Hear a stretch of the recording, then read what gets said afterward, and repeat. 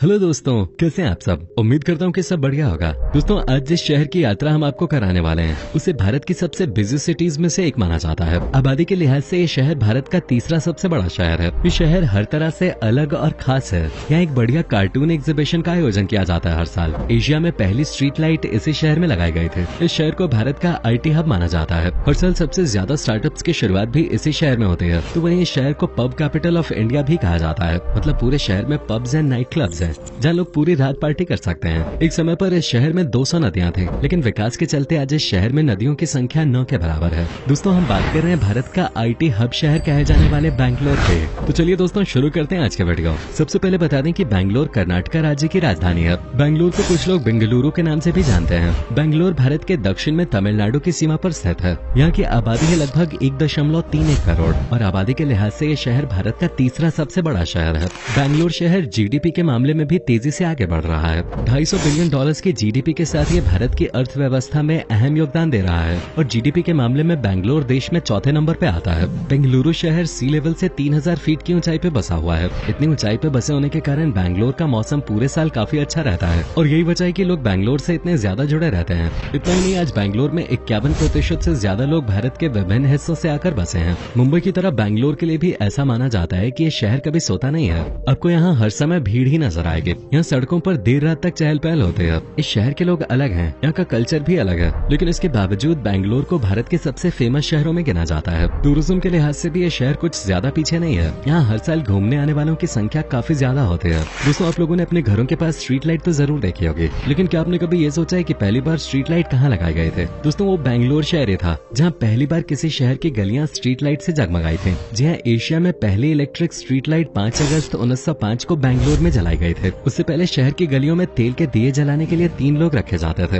ये काम काफी मुश्किल था, जिसके बाद बिजली की जरूरत को पूरा करने के लिए शहर में पावर प्लांट लगाने का काम शुरू किया गया था। उन स्ट्रीट लाइट के लगने के 1 साल के अंदर ही 831 नई स्ट्रीट लाइट्स और 1639 घरों में बिजली के कनेक्शन बेंगलुरु में लगा दिया गया था। बेंगलुरु के बारे में एक और मजेदार बात यह है कि कुछ दशक पहले ये 200 से ज्यादा झीलों का घर था, यानी कि यहाँ 200 से ज्यादा नदियाँ बहते थे। नदियों की वजह से ये शहर और भी सुंदर नजर आता था, लेकिन विकास होने के बाद इन नदियों को खत्म कर दिया गया। नदियों को खत्म करने के बाद कुछ जगहों पे बड़े मॉल्स बना दिया गए, तो कुछ जगह ग्राउंड्स। आपको यहाँ हर तरफ गगनचुंबी इमारतें देखने को मिलेंगे। मंत्री पिनेकल इस शहर की सबसे बड़ी बिल्डिंग है, जिसकी ऊंचाई 153 मीटर है। इसके अलावा 50 मीटर से ज्यादा की ऊंचाई वाली 100 से ज्यादा इमारतें इस शहर में मौजूद हैं और न जाने कितनी इमारतों का काम जारी है। कुछ सालों में बैंगलोर शहर और भी ज्यादा विकसित लगने लगेगा। दोस्तों, बैंगलोर को अगर पढ़े लिखे लोगों का शहर कहा जाए तो गलत नहीं होगा। इस शहर की लिटरेसी रेट देश के अन्य शहरों से काफी बेहतर है। बैंगलोर में 87.67% लोग लिटरेट हैं। फोर्ब्स की एक रिपोर्ट के अनुसार साल 2050 तक बेंगलुरु दुनिया के टॉप 100 शहरों में शामिल हो जाएगा। फिलहाल इस सूची में बैंगलोर को 21वां स्थान प्राप्त है। आज सिर्फ बैंगलोर शहर में 70 से ज्यादा इंजीनियरिंग कॉलेज हैं, जहां हर साल हजारों बच्चे प्रोफेशनल डिग्रीज लेके निकल रहे हैं और अच्छी अच्छी कंपनियों में जॉब कर रहे हैं। यहाँ से बहुत सारे इंजीनियर्स इंडिया छोड़कर विदेशों में भी नौकरी के लिए जा रहे हैं। हालांकि इस शहर में आज भी काफी गरीबी है। आंकड़ों के मुताबिक बैंगलोर का पॉवर्टी रेट 17% है, यानी 100 में से 17 लोग आज भी यहाँ गरीबी रेखा के नीचे जीवन यापन कर रहे हैं। बेंगलुरु शहर की फर्टिलिटी रेट को बेहतर कहा जा सकता है। 1.7 फर्टिलिटी रेट के साथ बेंगलोर पूरे देश के लिए एक मिसाल है। किसी भी शहर, राज्य या देश को शिक्षित और विकसित बनाने के लिए जनसंख्या पर नियंत्रण होना बहुत आवश्यक है। बेंगलुरु को IT सेक्टर का हब माना जाता है। जितनी IT कंपनीज इस शहर में है, उतनी कहीं और नहीं है। तभी तो हर साल हजारों युवा बैंगलोर नौकरी करने आते हैं और यहीं बच जाते हैं। अपनी सॉफ्टवेयर कंपनीज के लिए ये शहर सिर्फ भारत में ही नहीं बल्कि पूरे विश्व में प्रसिद्ध है। पूरे एशिया में बैंगलोर टेक और IT की फील्ड में सबसे आगे है। बेंगलुरु में 1000 से अधिक IT कंपनीज हैं, जिसमें से कुछ तो विश्व की सबसे बड़ी कंपनियां हैं, जैसे कि Microsoft, Apple, Google, EMC, Intel, IBM, Wipro, TCS, Amazon, Dell technologies और भी बहुत सारी। यही वजह है कि बैंगलोर शहर को सिलिकॉन वैली ऑफ इंडिया कहा जाता है। इस शहर को स्टार्टअप कैपिटल ऑफ इंडिया भी कहा जाता है, क्योंकि हर साल इस शहर में सबसे ज्यादा स्टार्टअप्स की शुरुआत की जाती है। यहाँ हर रोज नए सॉफ्टवेयर बनाए जाते हैं और बेंगलुरु में कई कंपनियों के सबसे बड़े डिलीवरी सेंटर्स हैं, जितने बड़े डिलीवरी सेंटर्स इन कंपनियों के किसी और शहर में नहीं है। IT हब होने के अलावा बैंगलोर कई दूसरी चीजों के लिए भी मशहूर है। जैसे कि शहर को लेकर सबसे खास बात यह है कि अगर आपका नेट पैक खत्म हो गया है तो आपको किसी भी तरह की कोई चिंता करने की बात नहीं है। राज्य सरकार पूरे शहर में मुफ्त वाईफाई सर्विस देती है और फिर ऐसा करने वाला ये भारत का पहला शहर है। यहाँ के वाईफाई को नम्मा वाईफाई कहा जाता है और पूरे शहर में कुछ भी करने के लिए इसका लाभ उठाया जा सकता है। इसके बाद नंबर आता है यहाँ के खाने का। खाने के मामले में बैंगलोर का कोई जवाब नहीं है। इस शहर के लजीज खाने के दीवाने आपको भारत के कोने कोने में मिल जाएंगे। दोस्तों, बैंगलोर का स्ट्रीट फूड काफी स्वादिष्ट माना जाता है। मैंगलोर बंस से लेकर भाजी के साथ फिल्टर कॉफी, सब कुछ बहुत ही लाजवाब है।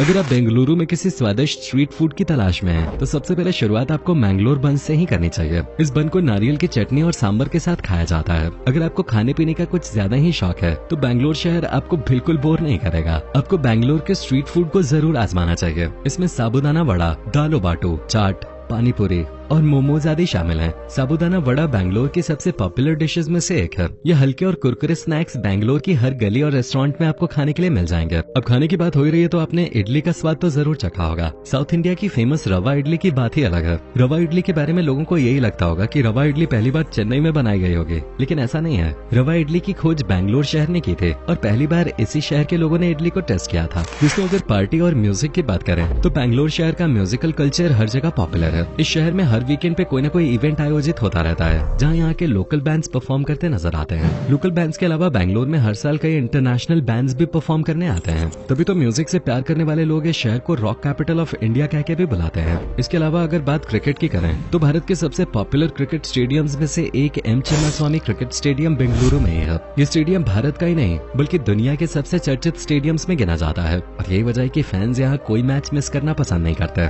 भारत को बैंगलोर शहर ने न जाने कितनी हस्तियां दी हैं। विज्ञान के क्षेत्र में भारत की ओर से पहला नोबेल पुरस्कार प्राप्त करने वाले दिग्गज सीवी रमन इसी शहर से थे। फिल्म जगत में अपनी पहचान बनाने वाले रजनीकांत, अभिनेत्री दीपिका पादुकोण और राहुल द्रविड़, अनिल कुंबले और रॉबिन उथप्पा जैसे दिग्गज क्रिकेटर्स भी यहीं से हैं। वहीं अगर इस शहर से जुड़े कुछ और रोचक फैक्ट्स की बात करें तो ये एक ऐसा शहर है जिसे कुछ लोग पब कैपिटल ऑफ इंडिया के नाम से भी जानते हैं। बेंगलुरु की नाइट लाइफ का सबसे अलग होने का कारण भी यही है कि इस शहर में पब्स और रेस्टोरेंट्स काफी ज्यादा हैं। शहर में करीब 800 पब और नाइट क्लब्स हैं जहां आप देर रात तक पार्टी कर अपनी बैंगलोर की ट्रिप को और भी ज्यादा मजेदार बना सकते हैं। इतना ही नहीं दोस्तों, बैंगलोर देश का पहला ऐसा शहर है जहां पहली हेली टैक्सी सर्विस की शुरुआत हुई थी। बेंगलुरु के केम्पेगौड़ा इंटरनेशनल एयरपोर्ट के लिए सेवा की शुरुआत की गई थी। इसी जगह रास्ते पर सफर के लिए 2 से ढाई घंटे का समय लगता था, लेकिन हेली टैक्सी से आप ये सफर सिर्फ 15 मिनट में पूरा कर सकते हैं। ये सर्विस सुबह 6:30 से 9:30 बजे तक और शाम 3:15 से 6 बजे तक उपलब्ध रहती है। एक हेलीकॉप्टर एक बार में 6 लोगों को लेकर उड़ान भरता है। अब आप अंदाजा लगा ही सकते हैं कि बैंगलोर टेक क्षेत्र में कितना आगे निकल चुका है। दोस्तों, अगर आप बैंगलोर जाने की प्लानिंग कर रहे हैं तो कोशिश करिए कि शहर में घूमने के लिए तब जाएं जब यहाँ बेंगलुरु एरो शो का आयोजन हो रहा हो। इस शो को देखने के बाद आप यहाँ बाकी सब कुछ भूल जाएंगे। इसके अलावा मिनिस्ट्री ऑफ डिफेंस हर 2 साल में येलाखाना एयरफोर्स बेस पर एरो इंडिया शो का आयोजन करता है। खास बात यह कि इस शो को टूरिस्ट और इस शहर में रहने वाली आम जनता भी देख सकती है। एरो इंडिया शो की शुरुआत साल 1996 में हुई थी। ये एशिया का सबसे बड़ा एयर शो है और इसमें एविएशन सेक्टर की मैन्युफैक्चरिंग कंपनीज, भारतीय एयरफोर्स से लेकर दुनिया के कई देशों के एयरफोर्स के प्रतिनिधि भी होते हैं। अगर आप पायलट बनने या वायुसेना में शामिल होने की बात सोच रहे हैं तो आपको ये शो जरूर देखना चाहिए। दोस्तों, वैसे तो बैंगलोर में कई बड़े शॉपिंग मॉल्स हैं जहाँ से आप शॉपिंग कर सकते हैं, लेकिन यहाँ लगने वाले बाजार अलग ही मजा देंगे। स्ट्रीट शॉपिंग की बात करें तो बैंगलोर का कमर्शियल स्ट्रीट शॉपिंग के लिए सबसे बेस्ट जगह है। साथ ही यहाँ एमजी रोड पे आपको हर मनचाही चीज मिलेगी, कपड़ों से लेकर गिफ्ट आइटम्स तक आप यहाँ खुलकर शॉपिंग कर सकते हैं।